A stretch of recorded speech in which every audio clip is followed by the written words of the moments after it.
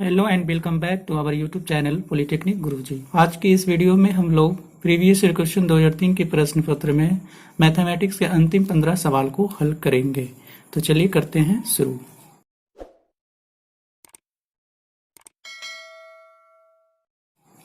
Question number 16 आपके screen पे दिख रहा होगा। कितने अंश का कोण अपने संपूरक कोण का दोगुना होता है? ऑप्शन ए में 60 डिग्री, बी में 120 degree, option C 150 degree, option D 130 degree. तो चलिए उस कोण को मान लेते हैं थीटा। जिस कोण को ज्ञात करना है उस कोण को हमने मान लिया थीटा। तो संपूरक कोण लिखेंगे। क्वेश्चन में संपूरक कोण की बात कर रहा, तो संपूरक कोण होगा 180 माइनस थीटा। यही इस क्वेश्चन में पूरक कोण अगर मेंशन होता तो 90 डिग्री माइनस थीटा लिखते।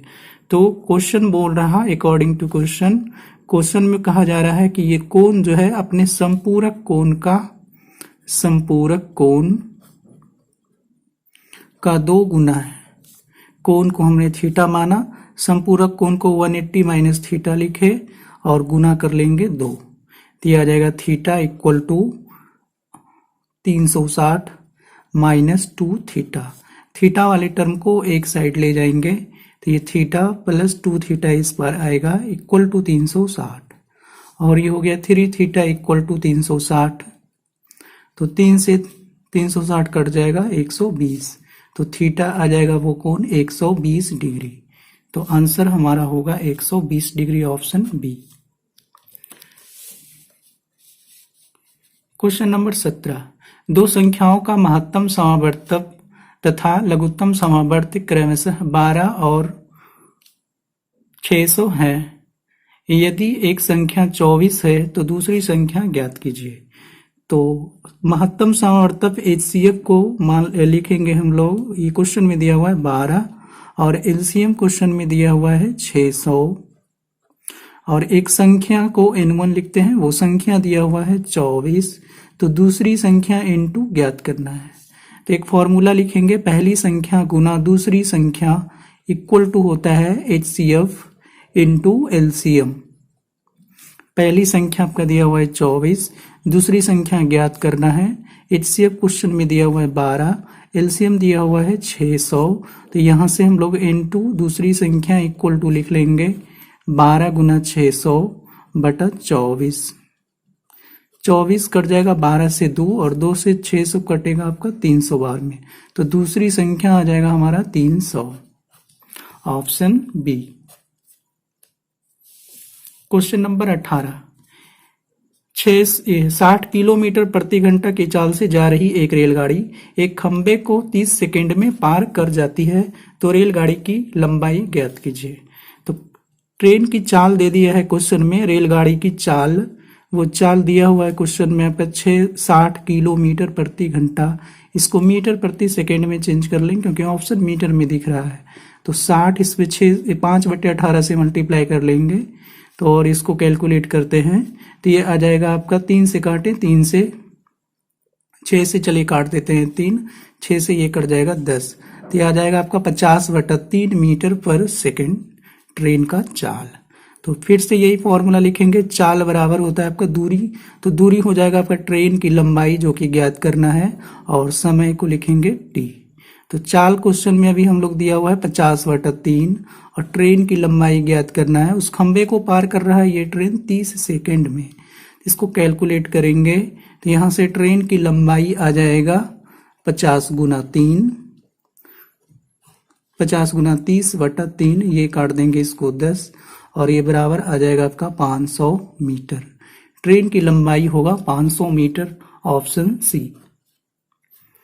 Question number 19। बहुत ही सिंपल एक्सप्रेशन दिया हुआ है a minus B plus B minus ए।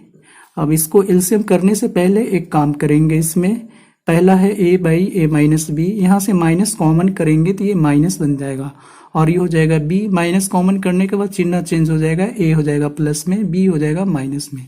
इसके बाद एलसीएम करना आसान हो गया। ये दोनों सेम पॉलिनोमियल है तो इसका एलसीएम हो जाएगा a माइनस बी। तो a माइनस बी कट जाएगा, a माइनस बी ऊपर भी सेम आएगा, ये और ये कट करके 1 आ जाएगा, इक्वल टू लिखेंगे 1, यही आंसर होगा। ऑप्शन की बात करें तो वो ऑप्शन आपका डी में है 20। कोई धन चक्रवृद्धि ब्याज पर एक निश्चित दर से 4 वर्ष में 2 गुना हो जाता है, उसी दर से 16 गुना कितने वर्ष में होगा बताना है। और ये बहुत ही सिंपल क्वेश्चन हम लोग ट्रिक से बनाएंगे। चलिए मान लेते हैं इसका मूलधन जो है, वो मूलधन लिख देते हैं P। तो शुरू में मूलधन इसका क्या था P। अब बोल रहा कि 4 साल के बाद इसका मूलधन है जो कि 2 गुना हो जाता है। 2 गुना का मतलब हो जाएगा 2P, और ये 2 गुना होने के लिए कितना समय लग रहा है, तो समय लग रहा है 4 ईयर यानी कि 4 वर्ष। ये सीक्वेंस दिया हुआ है। फिर से इसका 2 गुना होने के लिए कितना समय लगेगा, तो 2P का डबल कितना हो जाएगा 4P, और इसके लिए भी फिर से 4 वर्ष ही लगना है। उसी टाइप से देखेंगे क्वेश्चन में पूछा गया है 16 गुना, तो 16 गुना तक बढ़ाते चलेंगे, 4 का डबल हो जाएगा फिर 8P, और इसके लिए भी फिर से वही 4 वर्ष लगेगा। उसके बाद फिर 8 का डबल करेंगे तो ये हो जाएगा 16P, और फिर से इसके लिए भी 4 वर्ष लगेगा। तो मूलधन का कितना गुना हो गया 16 गुना। कितना टाइम लगा, तो ये टाइम को हम लोग जोड़ लेंगे तो वो आ जाएगा। तो समय कितना लग जाएगा 16 वर्ष होने में, तो 4 वर्ष प्लस 4 वर्ष प्लस 4 वर्ष प्लस 4 वर्ष, और ये जब ऐड करेंगे तो ये आ जाएगा 16 वर्ष। 16 वर्ष मूलधन को 16 गुना होने में लगेगा। Option B. 21, किसी त्रिभुज की माध्यिकाएं एक दूसरे को किस अनुपात में बांटती है। Option 2:1, option B 1:2, option C 3:2, option D 1:3। तो इस क्वेश्चन को हम लोग फिगर से समझते हैं। सबसे पहले जानेंगे माध्यिका किसको बोलते हैं। तो वो माध्यिका होता है किसी कोण को 2 बराबर भाग में बांटेगा और सामने वाले भुजा को भी बराबर भाग में बटेगा, यानी कि ये भुजा और ये भुजा बराबर भाग में बट गया, साथ ही ये कोण भी बट गया। तो ये जो होगा लंबा ये लाइन, इसको हम लोग कहेंगे माध्यिका। चलिए नाम दे देते हैं, त्रिभुज का नाम ABC, और यहाँ पे लिख देते हैं D। एक और माध्यिका कोण B से ड्रॉ करेंगे तो वो ये होगा, और इसका लिख देते हैं D, लिख दिए हैं E। C से एक माध्यिका इस भुजा पे ड्रॉ करेंगे तो वो होगा F। तो माध्यिकाएं हो गया आपका इस त्रिभुज में AD, BE, CF। तो ये एक दूसरे को किस अनुपात में बांट रहा है। इस माध्यिका की बात करें तो वो लिखेंगे यहाँ, और यहाँ पे लिख देते हैं कैपिटल G। AG बटा GD लिखेंगे तो ऊपर आ जाएगा 2 और नीचे 1, और ये रेशियो हो जाएगा 2:1। तो त्रिभुज की माध्यिकाएं एक दूसरे को 2:1 की रेशियो में कट करता है। तो ऑप्शन A। क्वेश्चन 22, एक समबाहु त्रिभुज का क्षेत्रफल 200√3 मीटर स्क्वायर है, तो उसकी भुजा की लंबाई ज्ञात करें। तो समबाहु त्रिभुज का क्षेत्रफल क्वेश्चन में दिया हुआ है, और वो है 200√3। समबाहु त्रिभुज का क्षेत्रफल हम लोग पढ़े हैं √3/4 मीटर, √3/4 इंटू भुजा का स्क्वायर, और ये दिया हुआ है 200√3। √3 से √3 कैंसिल हो जाएगा, A² इक्वल टू लिखेंगे 200 गुना 4, और A इक्वल टू लिखेंगे √200 गुना 4। तो इसी को रूट से बाहर करेंगे, 4 का वर्गमूल 2, 100 का 10, और ये हो जाएगा √2 बचेगा, तो यह आ जाएगा आपका 20√2 मीटर। तो त्रिभुज की भुजा कितना हो गया 20√2 metre. Option B. Question number 23, 40 रुपये में 45 आम बेचने पर एक फल विक्रेता को 20% की हानि होती है। वह 24 रुपये में कितने आम को बेचे कि उसे 20% का लाभ हो। तो पहला लाइन पढ़ेंगे हम लोग क्वेश्चन में, 40 रुपये में 45 आम बेच रहा है, तो यहाँ पे इसका मतलब हुआ 45 आम का कीमत कितना हुआ, 45 आम का कीमत, तो 45 आम का कीमत हो गया आपका 40 रुपये। तो एक आम का कीमत यहां से निकालेंगे, एक आम का कीमत हो जाएगा 40/45 रुपया, और इसको सिंप्लीफाई कर लेंगे, 5 से काट लें तो 8, और ये हो जाएगा 9, यानी कि 8/9 रुपया होगा ये। और ये जो एक आम का आया विक्रय मूल्य, ये हो गया विक्रय मूल्य, इसको लिखेंगे विक्रय मूल्य, यानी सेलिंग प्राइस कितना हुआ, तो 8/9 रुपया। क्वेश्चन में बोल रहा है इसको इस रेट से बेच रहे हैं तो उसको 20% की हानि हो रहा है। 20% की हानि हो रहा है तो इससे यहाँ से हम लोग क्रय मूल्य निकाल लेंगे कॉस्ट प्राइस। वो कॉस्ट प्राइस लिखेंगे selling price into 100 divided by 100 minus हानि। हानि क्वेश्चन में दिया सेलिंग प्राइस चलिए आ गया 8/9 और 100 लिखेंगे। हानि दिया हुआ है क्वेश्चन में 20%, तो 100 माइनस 20 कर लेंगे तो यहां से आ जाएगा आपका 8/9 100/80। इसको काट कर लेंगे, 10 बार में कटेगा, 10 से ये 0 कटा तो ये आ जाएगा 10/9। तो उसको 20% की लाभ करने के लिए कितना में बेचेगा। तब यहां से अब निकालेंगे इसका सेलिंग प्राइस, इस पी डैश नया सेलिंग प्राइस है इसलिए यहाँ पे हम लोग डैश दे रहे हैं। तब ये हो जाएगा कॉस्ट प्राइस गुना 100 प्लस लाभ बटा 100। तो क्वेश्चन में अभी तुरंत हम लोग निकाले हैं कॉस्ट प्राइस आया आपका 10/9 और ये 100 लाभ करना है। अब 20% का लाभ कमाना है बटा 100 लिखेंगे तो ये हो गया 10/9 गुना 120/100। इसको कैलकुलेट करेंगे तो ये आ जाएगा आपका 4/3। इसका मतलब है 3 आम का दाम कितना है, 4 रुपया है। इसको यूनिटरी मेथड लगाएंगे, लिखेंगे 4 रुपया में 4 रुपया में कितना हो गया 3 आम। 3 आम इसको देख करके ये बोलेंगे तो इसलिए 24 रुपया में कितना आम बेचेगा ये क्वेश्चन पूछा गया था। तो 24 रुपया में कितना आम हो जाएगा तो 3 गुना 24/4, 4 से इसको काट लें 6 गुना 3 कर लेंगे तो 18 आम। तो वो 18 आम बेचेगा 24 रुपया में और यही क्वेश्चन में पूछा गया था। तो ऑप्शन बी।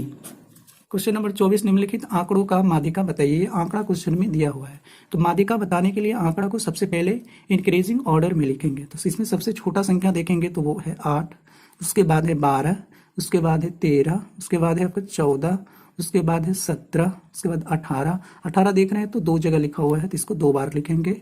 इसके बाद की संख्या है 19 से ठीक बड़ी संख्या 21, फिर उससे ठीक बड़ी संख्या है 25 और ये इंक्रीजिंग ऑर्डर भी लिखा गया। तब उसके बाद माध्यिका निकालेंगे हम लोग, माध्यिका लिखेंगे। माध्यिका निकालने के लिए भी कोई फॉर्मूला अप्लाई नहीं करेंगे। फर्स्ट से 4 डिजिट काउंट कर लें, 1 2 3 4, अंतिम से भी 4 चलेंगे 1 2 3 4, तो बीच में जो बच रहा टर्म वही माध्यिका होती है।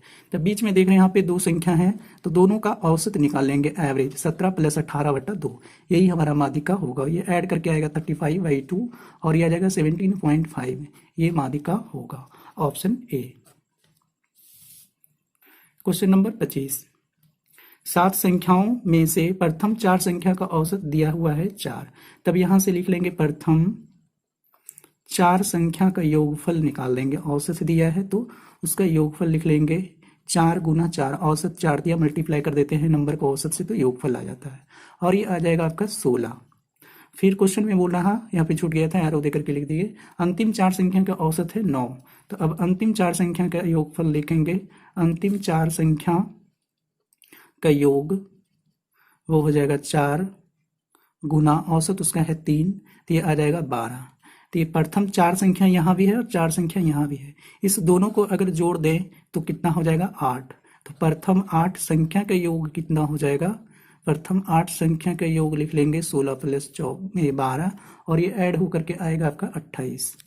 तो क्वेश्चन में एक सेंटेंस और लिखी हुई है, इन सभी संख्याओं का औसत 3 है। इन सभी संख्या मतलब कितनी संख्या की बात कर रहे हैं तो 7 संख्या। तो 7 संख्या का अब यहां से योगफल लिखेंगे। प्रथम 7 संख्या का योग, 7 संख्या का योग लिखेंगे 7 गुना, एवरेज इसका दिया हुआ है क्वेश्चन में 3 और ये आ जाएगा आपका 21। तो इस दोनों को सब्ट्रैक्ट करेंगे तो चौथी, देखिए यहाँ पे 8 संख्या और ये 7 संख्या, यहाँ से चौथी संख्या निकल कर आएगा। चौथी संख्या लिख देंगे, दोनों का घटाओ 28 - 21 और ये बराबर आएगा 7, यही हमारा आंसर होगा, ऑप्शन सी। और उसके पुत्र की आयु का योगफल दिया हुआ है 35। यदि 5 वर्ष पूर्व दोनों की आयु का गुणनफल उस समय पिता की आयु के गुना आयु का 4 गुना है तो उसकी वर्तमान आयु बताइए। एक है आपका सन और एक है फादर। और यहाँ पे कुछ एक टेबल बनाएंगे इस क्वेश्चन में और बहुत ही सिंपल वे में सॉल्व करेंगे। इसमें समीकरण बनाने की कोई ज़रूरत नहीं है। एस फॉर सन और एफ फॉर फादर, ये पिता का है। तो अब हम लोग यहाँ पे लिखेंगे वर्तमान आयु। इस टेबल में क्या लिखेंगे, तो वर्तमान आयु लिखेंगे। तो और क्वेश्चन में दिया हुआ है उसके ये पहला लाइन जो दिया हुआ है वो वर्तमान आयु है। क्वेश्चन में एक पिता और उसके पुत्र की आयु का योगफल है 45 वर्ष। तो पुत्र का मान लेते हैं x, तो पिता का लिख देंगे 45 माइनस x, दोनों को ऐड करेंगे तो 45 आ जाएगा। उसके बाद क्वेश्चन में बोल रहा है 5 वर्ष पूर्व, तो यहाँ पे लिख लेंगे 5 वर्ष पूर्व। और ये यहाँ पर जो लिखे हैं ये था वर्तमान है, तो 5 वर्ष पहले की बात करें तो 5 पीछे चले जाएंगे, 1 से माइनस 5। और उसके पिता की 5 वर्ष पहले की बात करें तो 45 में 5 घटाएंगे तो ये आ जाएगा 40 माइनस x। ये इसी दोनों के बारे में एक रिलेशन दिया हुआ है क्वेश्चन में। बोला 5 वर्ष पूर्व दोनों की आयु का गुणनफल, तो पुत्र का है x माइनस 5 और पिता का है 40 माइनस x। ये गुणनफल बोल रहा उस समय, यानी इसी समय, मतलब 5 वर्ष पूर्व की ही बात कर रहा। तो उस समय उसके पिता की आयु का 4 गुना, तो पिता की आयु है 40 माइनस x, इसका 4 गुना हो जाता है। इसी को कैलकुलेट करेंगे, हमारा आंसर आएगा 40 माइनस x कट जाएगा, यहाँ से x माइनस 5 और इक्वल टू इधर है 4, x को उस पर 5 को उस पर भेज देंगे तो ये आ जाएगा 9। तो यहाँ से हम लोग का सन का आ गया उम्र 9 वर्ष। उसके फादर का निकालेंगे तो ये लिख देंगे 40 माइनस x है 9 और ये आ जाएगा आपका 36। क्वेश्चन नंबर 27, निम्नलिखित आकृति में एक दिया हुआ है AD इक्वल टू 2 और DV दिया हुआ है 3, AE दिया हुआ है 5 और ये कह रहा है DE पैरेलल है BC का, तो EC की वैल्यू ज्ञात कर। AD बटा DV इक्वल टू हो जाएगा AE बटा EC। इस क्वेश्चन में सारा वैल्यू दिया हुआ है। AD दिया हुआ है 2, BD दिया हुआ है 3 और AE दिया हुआ है 5। EC का वैल्यू फाइंड करना है। तिरछा तिरछी गुना करेंगे, 2EC इक्वल टू लिखेंगे 15, तो EC इक्वल टू लिख लेंगे EC इक्वल टू 15/7, 15/2 यानी कि 7.5, 7.5 सेंटीमीटर। यही आंसर होगा, ऑप्शन ए। क्वेश्चन नंबर 28, 2 घड़ियों का कुल मिलाकर क्रय मूल्य दिया हुआ है 300 रुपया। तो पहली घड़ी का क्रय मूल्य लिख लेते हैं x। पहली घड़ी का क्रय मूल्य मान लिया x रुपया है। तो दूसरी घड़ी का क्रय मूल्य कितना लिखेंगे, दूसरी घड़ी का क्रय मूल्य वो लिख लेंगे 3000 माइनस x, क्योंकि दोनों मिलाकर के क्रय मूल्य दिया हुआ है 3000, तो दोनों को ऐड करने पे अब x कटेगा तो 3000 आ जाएगा। तो दोनों का आप देखें विक्रय मूल्य दिया हुआ है, बोल पहली घड़ी को 15% की लाभ पर बेचेंगे, तो x का 15% की लाभ करेंगे तो क्या होगा 100 प्लस 15% बटा 100 प्लस दूसरी को बोल रहा है दूसरी घड़ी को, तो दूसरी घड़ी को 10% की हानि पर बेच रहा, तो उसका मूल है 3000 माइनस x का 10% हानि है तो 100 माइनस 10/100 बराबर। अब बोल रहा है उसमें बेच इस रेट से अगर बेचते हैं तो उसको ना तो लाभ होता है और ना ही हानि होता है, मतलब जितना भी खरीदा उतना ही में बेच दिया। अब इसका विक्रय मूल्य टोटल हो जाएगा ये 3000 रुपया। इसी को कैलकुलेट करेंगे, 100 को चलिए उस पर भेज देते हैं, 100 प्लस 15 करें तो 115x प्लस ये आ जाएगा 3000 minus x into 90 equal to 3000 और ये 100 वाला 2 0 इधर आ जाएगा। तो ये कैलकुलेट करें तो 115x प्लस 9 × 27 4 0 माइनस आ जाएगा 90x इक्वल टू ये हो जाएगा 3 30 4 0। तो यहाँ से आ जाएगा 115 में 90 को जब घटाएंगे तो ये आ जाएगा आपका 25x। तो ये 25x इक्वल टू आएगा 30,000 आएगा आपका। तब यहाँ से x इक्वल टू बनेगा 1200 रुपया पहला घड़ी का कीमत। तो दूसरा घड़ी का कीमत हो जाएगा, दूसरी घड़ी का कीमत तो दूसरी का हो जाएगा 3000 माइनस 1200 करेंगे तो आएगा आपका 1800 रुपया। यही हमारा आंसर होगा, ऑप्शन सी। पहली घड़ी का 1200, दूसरी का 1800। क्वेश्चन नंबर 29, 4 सेंटीमीटर त्रिज्या वाले एक जीवा केंद्र पर 90 डिग्री का कोण बनाता है, तो लघु वृत्तखंड का क्षेत्रफल निकालें। ये है जीवा का नाम हमने दिया है ए बी, केंद्र पर 90 डिग्री का कोण बना रहा और ये त्रिज्या 4 सेंटीमीटर है। तो लघु वृत्तखंड का क्षेत्रफल बताना है। लघु वृत्तखंड जो सैडेड पोर्शन है ये है आपका लघु वृत्तखंड। तो इसका एक फॉर्मूला होगा, लघु वृत्तखंड का क्षेत्रफल वो लिखेंगे r² bracket pi theta by 360 minus 1/2 sine theta, यही फॉर्मूला है। थीटा क्वेश्चन में हमारा दिया हुआ है 90 डिग्री, त्रिज्या है r 4 सेंटीमीटर, 4 का स्क्वायर, पाई का वैल्यू 22/7, थीटा दिया हुआ है 90, नीचे है 360 माइनस 1/2 साइन 90 का वैल्यू होता है 1। तो ये आ जाएगा, कैलकुलेट करें, 9 चक 36 कट रहा 2 और ये 11, 4 का स्क्वायर 16, 11/14 माइनस हो जाएगा 1/2।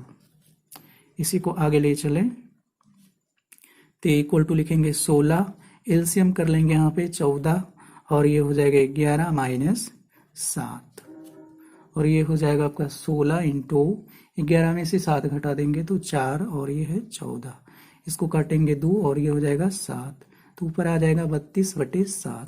32/7 सेंटीमीटर स्क्वायर लघु वृत्तखंड का क्षेत्रफल होगा, ऑप्शन बी। मैं आशा करता हूँ कि हमारे लेक्चर्स आप सभी की तैयारी में काफ़ी कारगर साबित हो रहा होगा। सो इस तरह के और भी लेक्चर्स की वीडियो देखने के लिए हमारे चैनल को सब्सक्राइब करके बेल आइकन को भी प्रेस कर लीजिए ताकि हमारी लेटेस्ट इन्फॉर्मेशन सबसे पहले आप तक पहुंचे। इस वीडियो का लास्ट क्वेश्चन नंबर 30, किसी चक्रीय चतुर्भुज के आमने सामने का कोण का अनुपात दिया है 4:5, तो कोणों को अंश में ज्ञात करें, अंश यानी कि डिग्री में। ये आपका चक्रीय चतुर्भुज है ABCD चक्रीय चतुर्भुज, आमने सामने की कोण की बात करें तो A और C आमने सामने की बात कोण है।